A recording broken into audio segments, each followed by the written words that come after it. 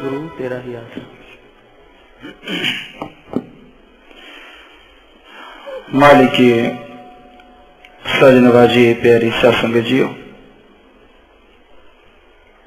आत्मा को भगवान से बिछड़े हुए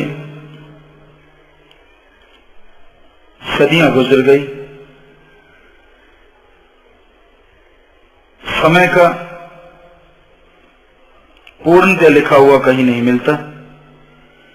हिंदू धर्म में युग बीत गए, इस्लाम धर्म में सदियां बीत गई और सिख धर्म में चिरंकाले दे संजरिया। बेअंत काल गुजरने के बाद मनुष्य शरीर मिला है, यानी आत्मा को प्रभु से बिछड़े हुए बहुत समय हो गया। जन्म मरण में चक्कर लगाती है।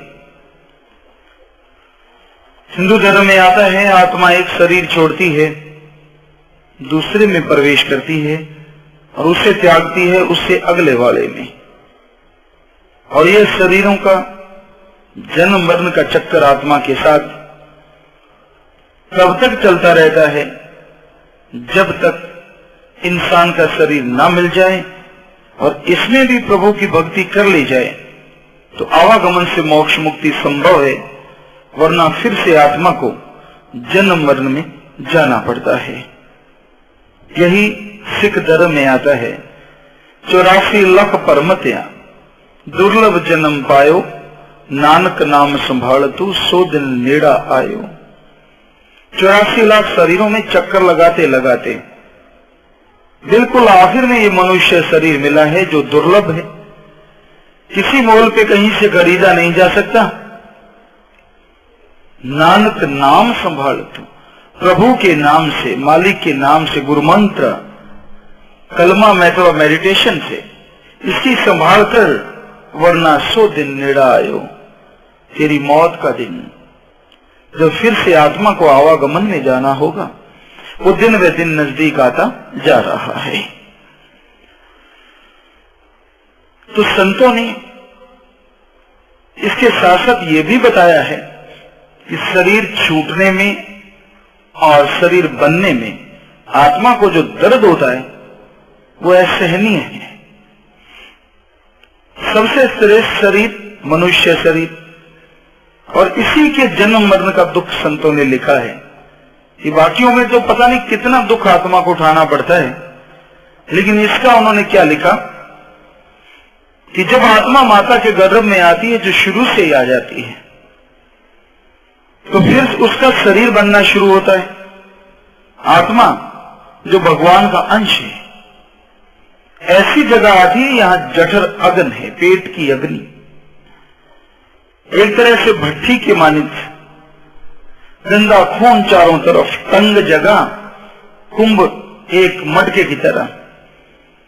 तो उसमें कैद आत्मा का शरीर बनता है और शरीर बनने की जो क्रिया है बड़ी दुख देने वाली है, बड़ा दर्द होता है आत्मा को। तो इस कपिश में, घोर नरक में, कुंभी नरक में तड़पती हुई आत्मा भगवान को याद करती है, तो उसका ध्यान भगवान से जुड़ जाता है, पर दर्द फिर भी होता रहता है। तो बार बार आत्मा मालिक से यही प्रार्थना, दुआ, वायदे करती है कि वह शरीर बन के जैसे दुनिया में जाएगा, हे ईश्वर मैं तुझे कभी नहीं भुलाऊंगी। तो शरीर बन के तैयार होता है, आत्मा उस शरीर को ओढ़े हुए लेके इस दुनिया में प्रवेश करती है, और जैसे इस दुनिया की मन माया की हवा लगती है तो भगवान से लिप टूट जाती है। और ये कहा जाता है कि बच्चा लगातार सोता रहता है, यानी उसकी लिप कुछ ना कुछ मालिक से होती है। वो जागता कम है, शुरू में सोता ज्यादा है। नवजात शिशु धीरे धीरे मन माया का प्रभाव पड़ना शुरू होता है और वो बिल्कुल ही बोलना शुरू कर देता है। नहीं तो शुरुआत में बच्चे के हाथ जुड़ते हैं, कंपकपी लेता है, यानी सारे लक्षण जैसे कोई ऐसी शक्ति आई हो जिसको वो नमन कर रहा हो, ऐसे लक्षण होते हैं। चाहे आप कभी गौर कीजिए, छोटा जो शिशु होता है, छोटा बच्चा होता है, जन्म लेते ही तो कुछ दिनों तक ये सिलसिला चलता रहता है।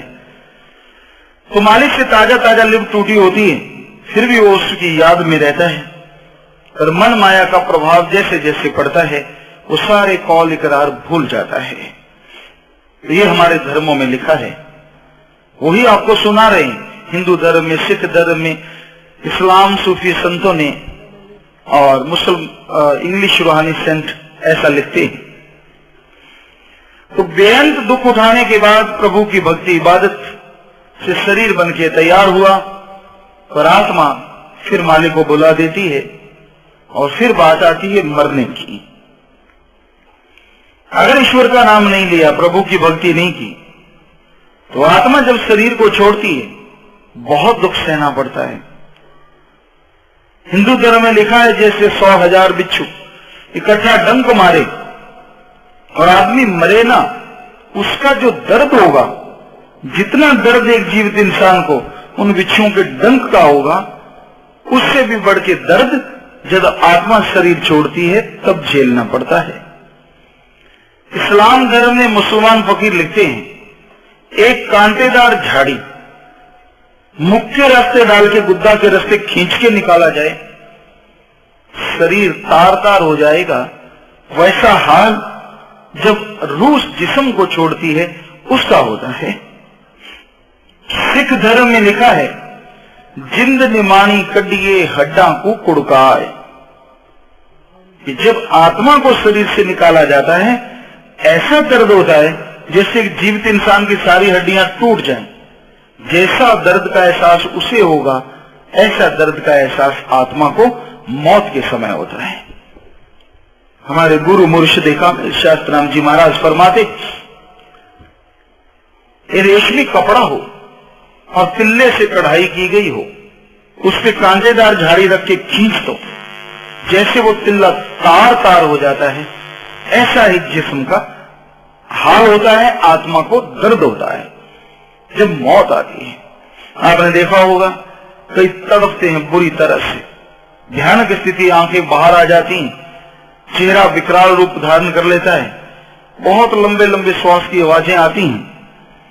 तो ये सब मौत के दर्द है, इतना दर्द। और दूसरी तरफ संतों ने हमारे सारे धर्मों में लिखा है कि आत्मा शरीर को ऐसे छोड़ जाती है जैसे पुराना कपड़ा उतार के नया पहन लिया। ये तब संभव है जब कोई सुबह शाम मालिक की याद में खोए, सुमरन करता है, भक्ति इबादत करता है, रुतबे से या किसी किताब से नहीं, सुमरन लगातार जो करेगा, अभ्यास करेगा लगातार, तब उसे एहसास भी हो जाता है कि हाँ मैं जाऊंगा। और किसी दर्द का आत्मा को, शारीरिक तौर पे चाहे कुछ भी नजर आए, आत्मा को रत्ती भर भी दर्द नहीं होता। तो इतना दर्द मौत जन्म का एक शरीर का है, और आत्मा 84 लाख शरीरों को छोड़ के जन्म लेके फिर आती है।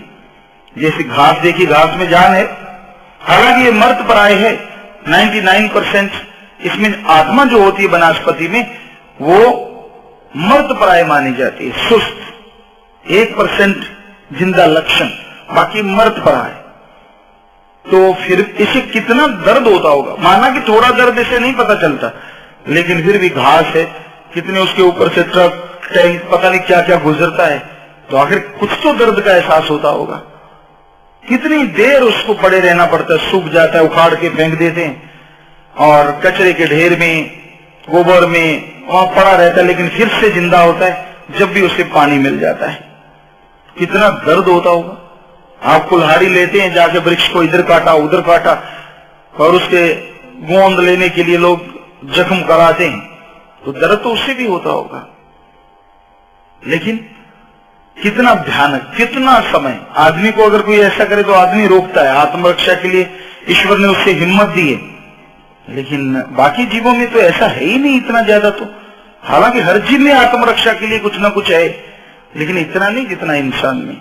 और जब इंसानी शरीर में इतना दर्द होता है तो बाकियों का तो हाल संतों ने लिखा ही नहीं, कि बेअंत दुख।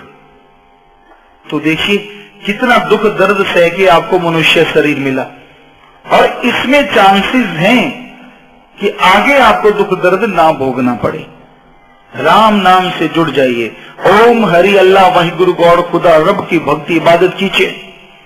कर्म करते रहिए, हाथों पैरों से कर्म जोगी और जीवा से ख्यालों से ज्ञान जोगी। दोनों काम साथ साथ चलते जाएंगे और दोनों में मालिक सफलता देगा।